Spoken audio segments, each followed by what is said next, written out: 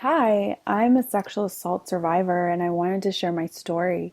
After listening to everything that's happening in the media with the Stanford student, his name is Brock, I wanted to talk about my story because a lot of people are talking, or even when sexual assault is brought up, they never really talk about the healing process of sexual assault and rape. And I wanted to talk about that. And I've grappled with how I should share my story. Today I was actually going to go on Facebook Live and tell all my friends and family, but I decided to just keep it anonymous. There's a song on Jay-Z's album, Magna Carta Holy Grail, and it's called Nickels and Dimes. And he talks, basically, the song is about giving anonymous to anonymous. So when a person gives, they don't feel superior, and a person receives, they don't feel inferior. So it's just giving without knowing the person's identity, who you're giving. Just give anonymous to anonymous. You don't have to publicize it or anything. I just want to share my story. And if I help one person, that's all that matters to me.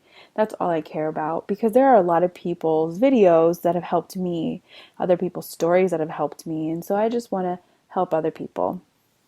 So one thing that I want to talk about is my story, and then kind of go over the certain statistics and certain things that people go through. I wanted to share my story and then also my healing process again, because this podcast slash video or whatever it is I'm doing is about the healing process of sexual assault, because I'm still healing with sexual assault. Still healing. I'm still dealing with the healing process and trying to learn how to feel. But we can talk about that a little bit later. So my story, well, I was raped when I was 17 by my then boyfriend. He raped me in college, and I didn't know I was raped. I didn't know that this was rape. I mean, he basically, I just remember crying through it, but I didn't think, oh, I was just raped. I didn't process it. And then I was raped again when I was 24. And then I was raped by another person. And then I was raped at 28 by someone else. And then I was raped again. The last time I was raped, I was 28. I'm 30 now, so I was 29. So I was raped about five or six times.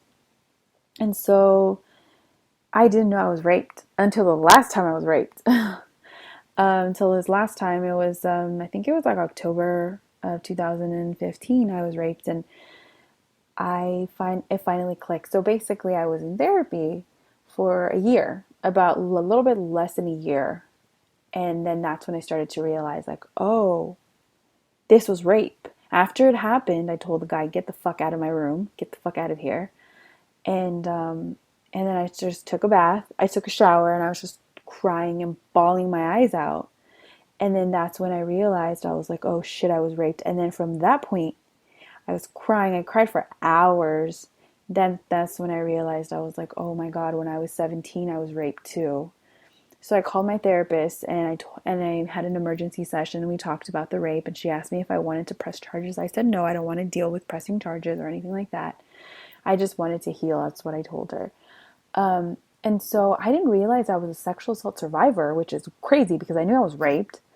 So at that point, I knew I was raped, but I didn't know I was a sexual assault survivor until like a month ago. I realized the coping mechanisms that a person goes through when they are raped.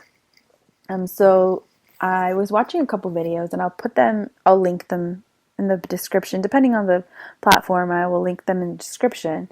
But one of the numbing, I got this from a therapist, and she put it in her video. One of the mechanisms is numbing, the other one is denying, then avoiding, or minimizing. So a lot of people who deal with sexual assault, or who've been through sexual assault, they numb. They, after it happens, they think like, oh my God, this didn't really happen. Oh, I'm fine. I don't feel anything. I'm okay. So they don't realize how impactful this is to them, because their bodies and their minds will numb to protect their brain from the trauma. In the same way that our bodies will release adrenaline when we break a leg or something traumatic happens. It's the same thing. And so a lot of people who are raped or sexually assaulted, they go through this numbing process, because that's the way they cope with the situation. Others deny it, like, oh, it wasn't, oh, nothing happened. Others avoid it, like, oh, nothing really happened. So there's like a lot of denying and avoiding, and then there's minimizing, like, oh, it wasn't rape. I mean, it wasn't violent. I knew him. So again, a lot of people who are raped by people they know. Most rape happens by people they know. Like the rape that happened at Stanford with the girl that was unconscious. That kind of rape doesn't happen as often because those situations aren't that prevalent. But basically, it's people who you know, and so that's a lot harder because it breaks your connection because you trust this person, and they basically rip away all of your boundaries. They take away all of who you are, and you go through this healing process. So basically, or this grieving process. So basically, for me, for about I'm 30 now, so about 13 years, hold on, let me do the math real quick, really, really quickly. 13 years, yes. I used to be a math major, and we can go into that too. So basically, through this healing process, I didn't start healing until about a year ago. I didn't start healing myself because I started therapy. So if you were raped, if you're listening to this and you were raped, or one day if you do experience rape, the first thing I would do, my advice is go to therapy. Go to therapy. Even if at this moment you don't feel anything, even if you're just like, oh, it wasn't that bad, or if you say no to a person and they still keep going, or they say, oh, please come on, it'll be okay, or they try to convince you out of your no, that is still sexual assault, because they are coercing you into having sex with them. One of my friends, I told her my story, and she told me, oh my God, that's the way that that was my first sexual experience. So a lot of people, sometimes they don't know that they were raped. Like me, I didn't know I was raped for about 12 years. I didn't know I was raped. I didn't know that this was my boyfriend. He loved me. How did he rape me? Like we were together for 2 years before we even started having sex. Like, and so for me, sometimes it's really hard. Like people are raped by their spouses. They could be raped by their significant others. They could be raped by their boyfriend/girlfriend. They could be raped by their friends. Like it's a very difficult thing to deal with. And so it's important to know, if you were raped, because I remember the first time when I started thinking like, oh, maybe I start healing. I searched it on YouTube and I was like, how to heal from sexual assault. And I found a couple videos. And so the goal is to heal. And the first thing you should do is you should go to therapy. One thing that I didn't do was go to therapy. And so that is my goal, is to help people to like seek therapy. Another thing that I dealt with in the healing process was feeling. I didn't know how to feel.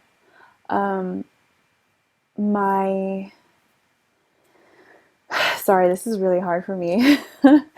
This is still like, even though you guys can't see my face or anything, or see me or know who I am, this is still very hard for me to share my story. I didn't know how to feel, and so when you're raped, you numb. If you are raped, you numb. That's what you do because you don't want to feel anything, and so you don't feel happiness, and you don't feel sadness, so you don't feel anything. And it's really hard. Like great things can happen to you, but you don't feel them. It's just like whatever. You don't feel anything. And then that's when people start abusing drugs. And I found some statistics about drug abuse in sexual assault survivors. It said that,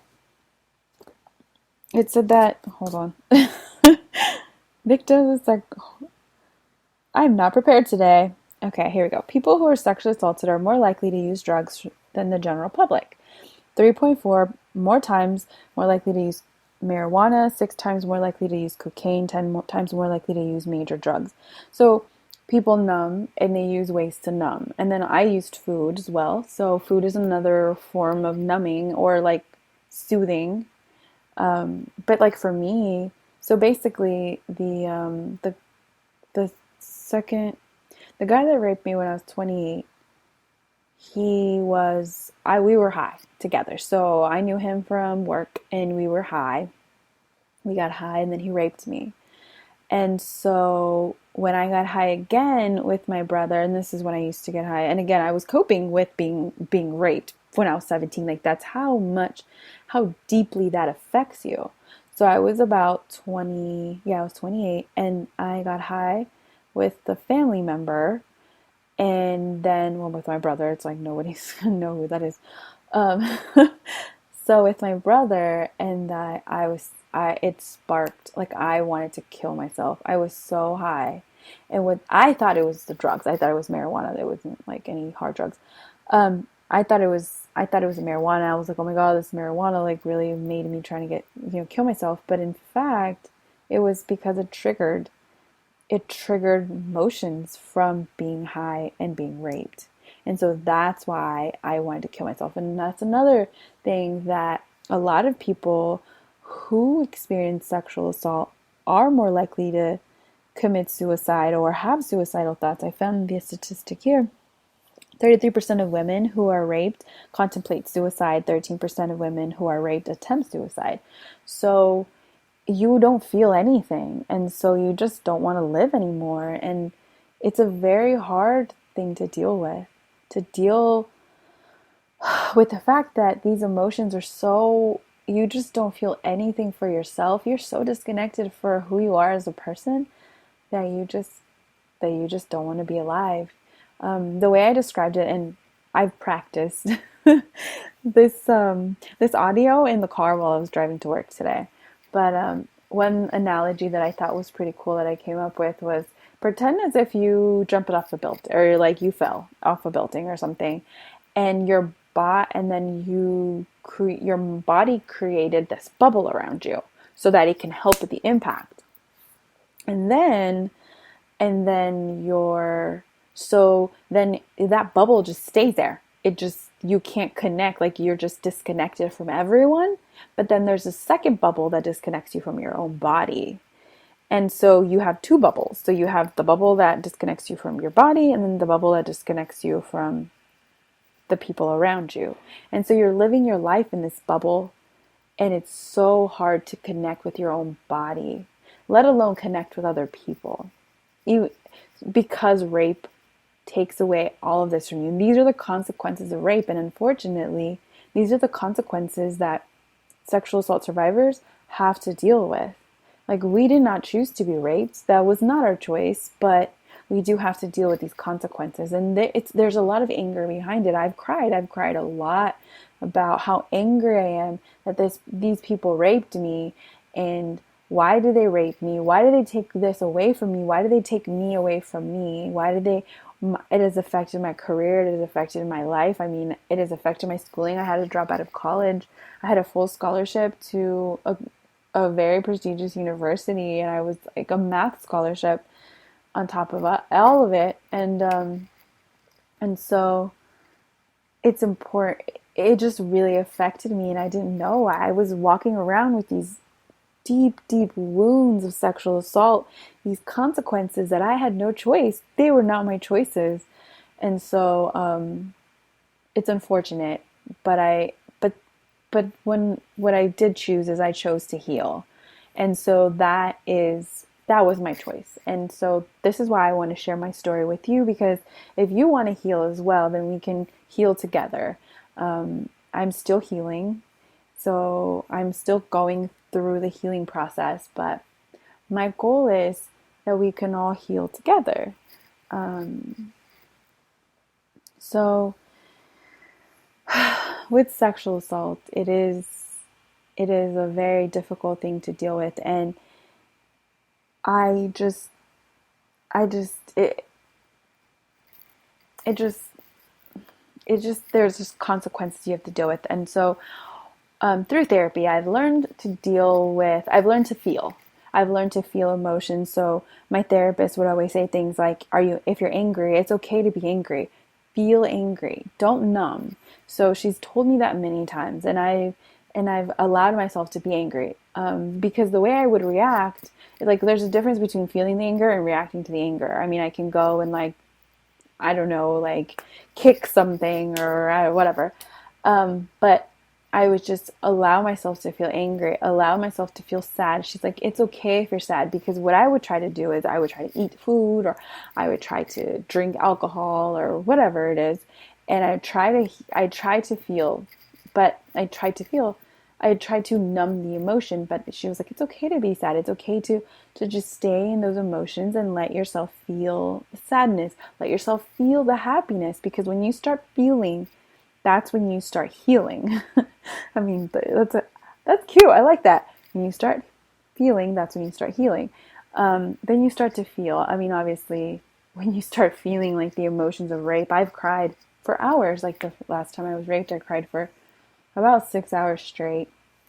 But there's also great ways to help you kind of release those emotions, and that is to express yourself. One thing that I do every day is I record myself talking on my way to work. So I take my phone and I record myself talking. And I have a conversation with myself and I recreate. So what I'm doing is I'm creating a new voice for myself. I am speaking positive things to myself. And I tell myself, I'm completely honest with myself. I tell myself, like, I'm sad today. I feel sad because I hate this or I hate that, or because I dealt with this situation. I'm just completely honest. And then I listen to my audio. I listen to the little things I tell myself. And then I go back and then I talk to myself and I say, um, I was I just tell myself like, oh, don't feel bad, or you're strong, you deserve love, you deserve this. So it's just a really great way. And then I listen to that again so that I can hear myself, and then I respond like 3 or 4 times. This is like a cycle of 3 or 4 times that I do this, and I hear this audio. And then later on, like this weekend, I heard the beginning of my audio, and maybe later on I will post my audio. They're pretty powerful pieces of audio. I might post like the first one. The first one when I the first one, which is a month ago, that I realized that I was a sexual assault victim. I didn't know I was a sexual assault victim. I knew I was raped, but I didn't know. I thought, oh, I'm fine. Like, I healed. I mean, I didn't know because I was still dealing with anxiety, depression. I wasn't dealing with suicidal thoughts anymore, and I'm not anymore, but that I was just dealing with a lot. But I didn't even know I was a sexual assault victim survivor until about a month ago. So it's really important to have those good and therapy really helps with that. It's having the good ways of expressing yourself. So audio is a way for me to express, and then I'm able to express with myself. I became my own friend. I became my own like love of my own life, because I can truly say that I love myself and I love who I am. And so I tell myself that in my audio. I tell myself like, I love you, and I tell myself, wow, your voice is beautiful. I love your voice, and things like that. So I also paint. I love painting. Painting, it's funny because after the day that I was raped, I painted this beautiful painting. And it's so colorful and beautiful, but a lot of my paintings have so much pain behind them. Most of my paintings come from pain. Because I felt so, there were points where all I wanted to do was just paint. That's how much pain I felt, that I didn't want to eat. I didn't want to do anything else but paint. And I'm not an artist. I just made a stencil and I just colored in the stencil. That's all I did. I went to a print shop. I printed out like a stencil of whatever it is I wanted to paint, and I just painted in between the lines, and that's all I did. But that process was so beautiful to me because I picked the colors, I picked everything. So painting is such an incredible outlet for me to try to just express how I feel, because now that I look at the paintings around me, they're so beautiful. The colors are incredible, but they come from pain.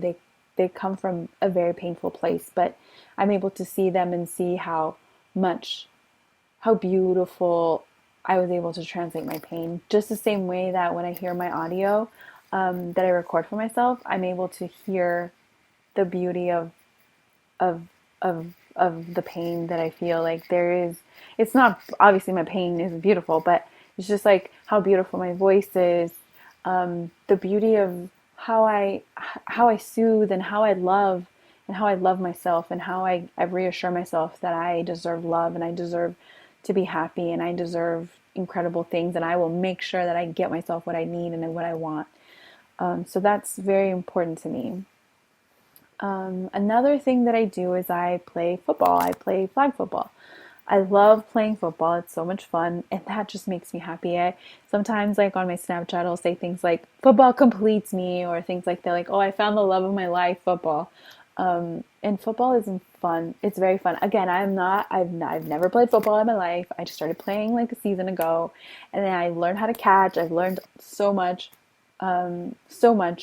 in football. It's been so much fun. Just the sports and hanging out with people and engaging with people. So I was very shy, and I'm still very, very shy. And it has a lot to do with being sexually assaulted and other things in my past, but I'm a shy person. And so for me to play football and to catch the ball and to make a touchdown, like I've made one touchdown, but even to catch the ball feels so good. So like sports, like group sports where people are able to connect and collaborate with each other, that has been such a great thing for me to help me. So like maybe if you want to do support groups or like paint groups, book things like that, that should be something that maybe it can help you with your healing process. But I read this book called I think it's like Happiness Advantage. I think it was a Happiness Advantage, and yes, it was. And so basically, in this book, the author talks about how when people are depressed, and obviously when you are depressed, when you are sexually assaulted, you do deal with depression. Which, I mean, you deal with PTSD. So, one of the statistics here says 94% of women who are raped experience post-traumatic stress syndrome symptoms during the 2 weeks following the rape. 30% of women report PTSD symptoms 9 months after the rape. So basically, I mean, it hasn't even been 9 months since I've been raped, the last time I was raped. So, it's still like, I still have PTSD. I still have anxiety. I still sometimes I have panic attacks. Like the other day, I had a panic attack at work. One of my coworkers hugged me, things like that. And so, it's important to feel. It's important to know that you will go through depression, and you will have anxiety, and you will have all of these very difficult coping mechanisms and very difficult consequences of being raped, but there are ways to get out of it. There are ways to heal properly. I forgot where I was going with this. I think I was talking about football. I don't remember, but with depression, that you will deal with depression. And so it's important to have good people around you to help you with the process. I have really great friends that I talk to every day. One of my best friend, I text him or call him whenever I'm sad, and he'll reply and he'll tell me like, "Yuli, I'm here for you." So we're there for each other. I mean, I have friends who do the same for me. And so I have a few friends who help me through that process and to be there for me. So it's important to connect with people, not to isolate, because that's when like my best friend has stopped me from committing suicide about 2 times, where I'd called him instead of trying to commit suicide, because I couldn't deal with the suicidal thoughts. So it's important to reach out to people, to connect with people, to make sure that that you're connecting with people, because that will help you, especially. And it's hard when you've been raped, because a lot of the validation will come from sex. I will say it from my experience. A lot of the validation that I sought after was through sex. So I trusted people that I should not have trusted, because I didn't know, because I had a poor judge of character. I was a poor judge of, I didn't know I didn't even have boundaries. I didn't even know how to set boundaries with people. I didn't even know how to say no to people, even for basic things. So it's important for you to learn these boundaries, and you learn these boundaries in therapy. And that's why I suggest, if you were raped or sexually assaulted, to seek professional help. I go to therapy. When I started seeking therapy, I went to like a low cost therapy place. So it's like a nonprofit that I go to, and I pay about below under $20 a session. So you pay according to how much money you make. So there's no excuse not to go to therapy. Like $20 is not a lot of money. Maybe eventually I would love to, like, if I am wealthy one day, I would love to like donate to centers so that they can offer free therapy. But right now, like, it's a great place to seek therapy. There are a lot of cities, small cities, big cities, who provide therapy, who will help with therapy, and so there are ways, like, you can get low cost therapy, which can be incredible as well. If you're a student in a high school or college, you can get therapy through your university or your high school through therapy. Like when you pay your student loans, you can seek therapy through your school. That's what I did when I was in college. I only went to like 4 sessions and I stopped because I was an alcoholic, and it helped because of being raped. So it helped a lot with that. But then I went back to therapy last year, 2 years ago. So I forgot what I was talking about. But basically, I forgot where I was going with it. But it's important to seek therapy, and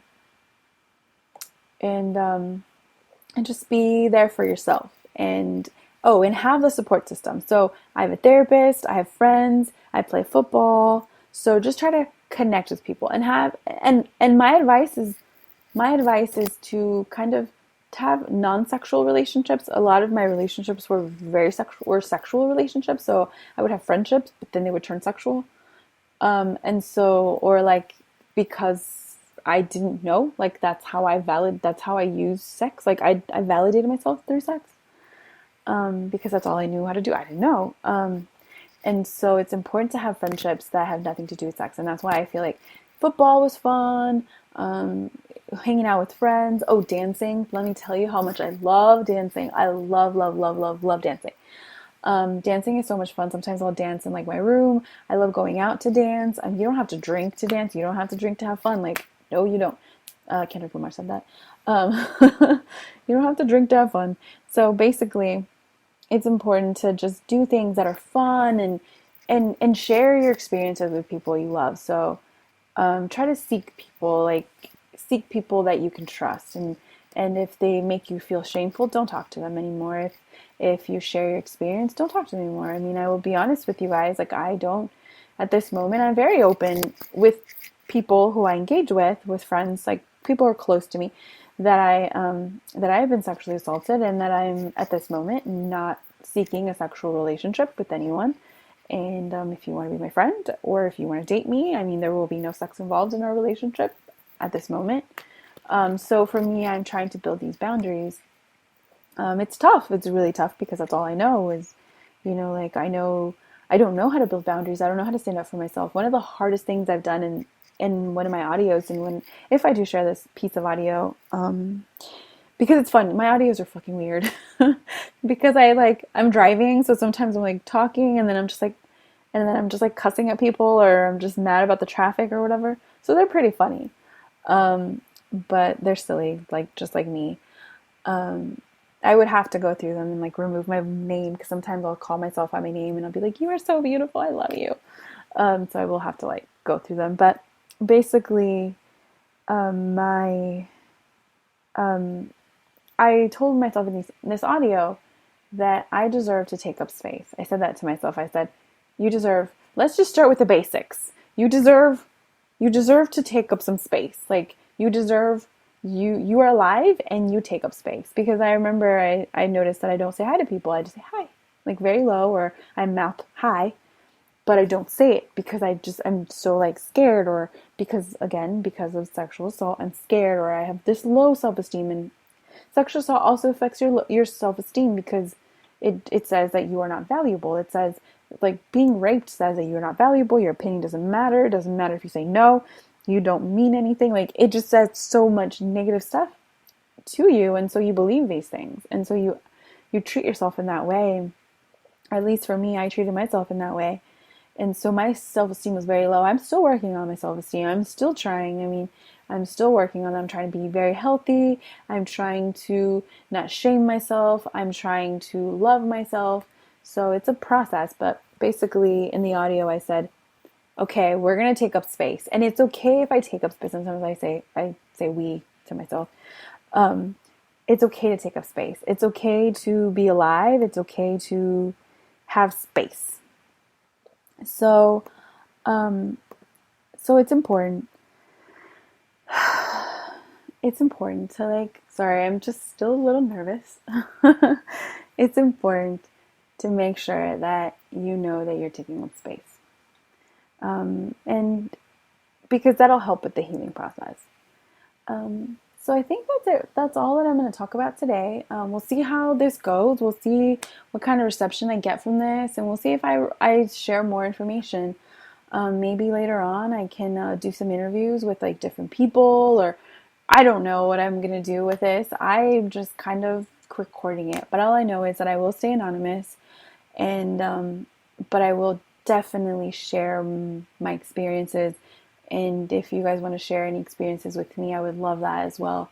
And if you need any help, any questions, whatever, you can just leave comments and I will definitely help you. And thank you so much. And I hope that my my journey helps you in your healing process, because that's what matters. That's what's important, is to heal from sexual assault and from traumatic experiences. Thanks.